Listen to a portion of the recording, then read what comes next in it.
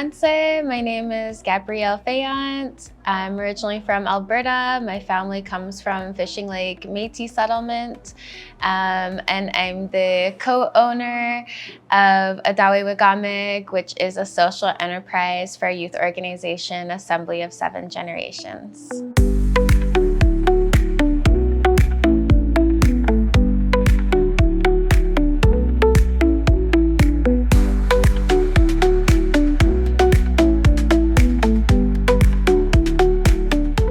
Adaawe is actually how the city of Ottawa got its name.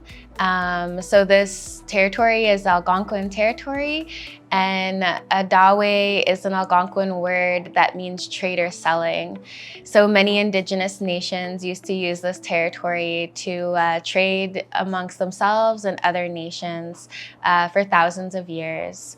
There's artifacts and belongings that Algonquin youth are working on to solidify some of those dates, but we do know from archaeological records that Algonquin and Indigenous folks have been trading in this territory for over 10,000 years. So Adaawewigamig means a place of trade or selling, and that's exactly what we are doing, honoring the spirit of the land and how this territory had been used for thousands of years.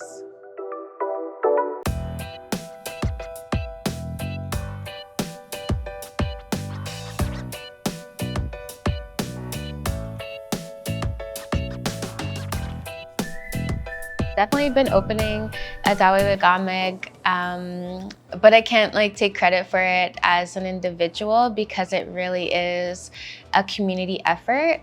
And so I'm just really proud to be a part of that movement of Indigenous young people, women, and Two-Spirit folks that really make this store what it is. All the vendors and our sales associates make it a really beautiful place. And I'm just proud of all of the work we've done and how we're able to give back to community at the same time, and really showcase it as a social enterprise that does things differently.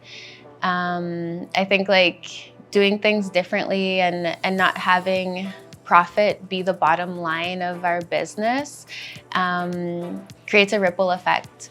And I think in these times we really need to be aware of where the products we're buying come from, how they're created, where the ingredients are from, where the materials are from, and shopping Indigenous is really the most sustainable practice that anyone can.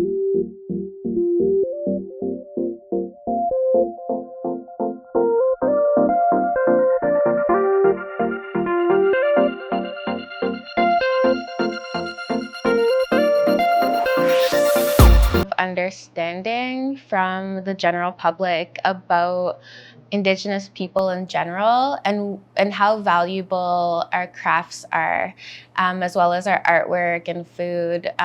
The true value of our materials is something that's hard to really put a price tag on. However, we often get a lot of people from the general public that want cheap things.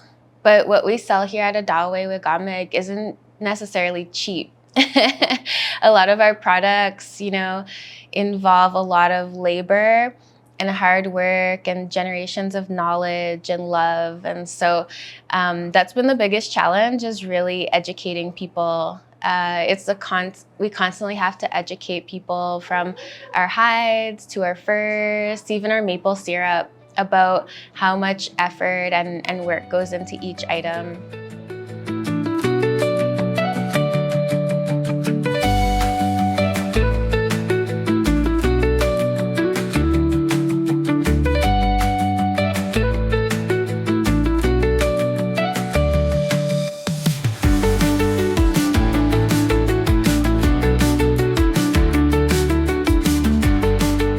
I think one piece of advice I would give to someone starting up in this business or field is to not get hung up on the challenges and not get so focused on, what the bumps might be along the road, because no matter what, no matter how much you plan, there's always going to be hiccups and bumps and sometimes just walls.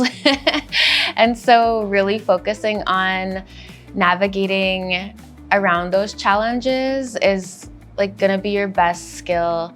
And also constantly like reflecting on your successes and the positives and the beauty that comes out of the work. That's what's gonna keep your motivation up. And really take those compliments that you get and positive feedback from community, really take it to heart. And any negative criticism or feedback that you do receive, you know, take it with a grain of salt.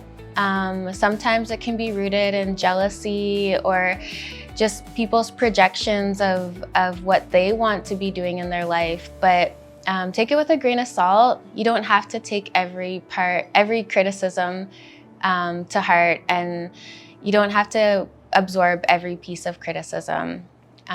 So yeah, just really focus on those like really beautiful high notes and compliments that you receive.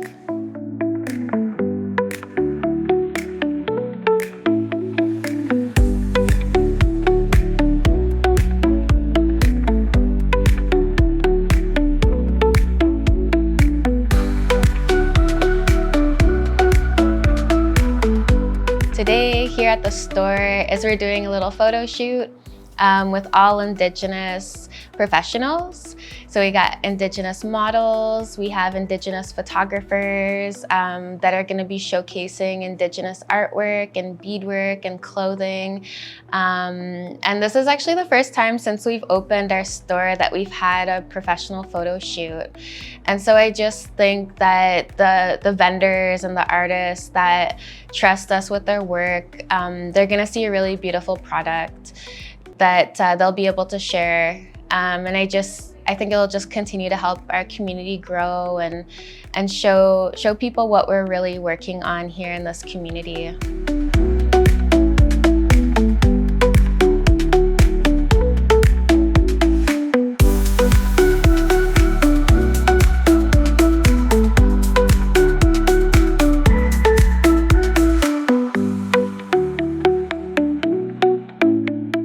Another item that's really popular in our store is our ribbon skirts. So right now we have ribbon skirts from a beautiful Métis designer, Jennifer Anderson, who's from Buffalo Lake Métis settlement in Alberta, Treaty 8. And a lot of her ribbon skirts reflect Métis sashes.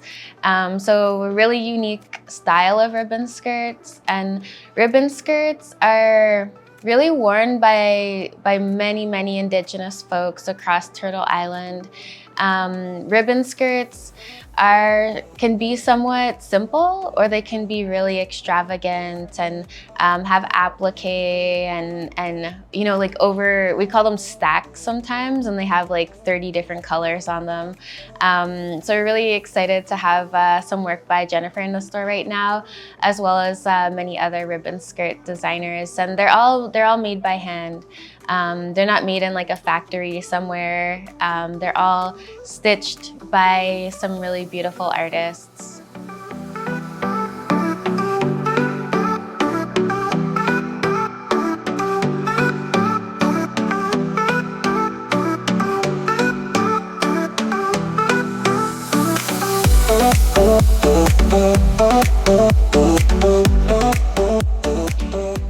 So we're really excited to have some work in by Ante Soos.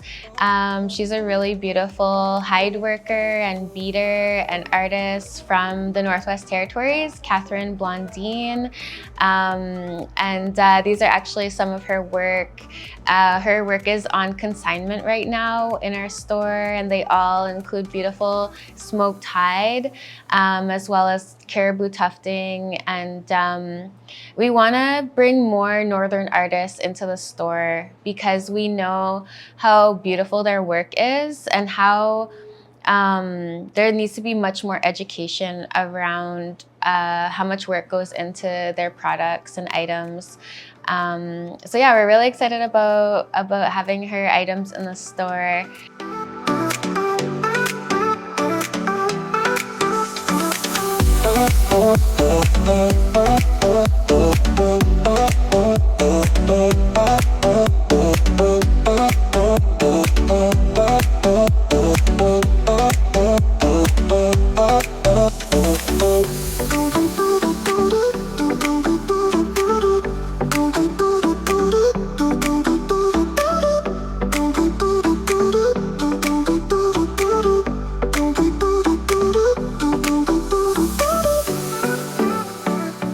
Another item that we have in our store are blankets.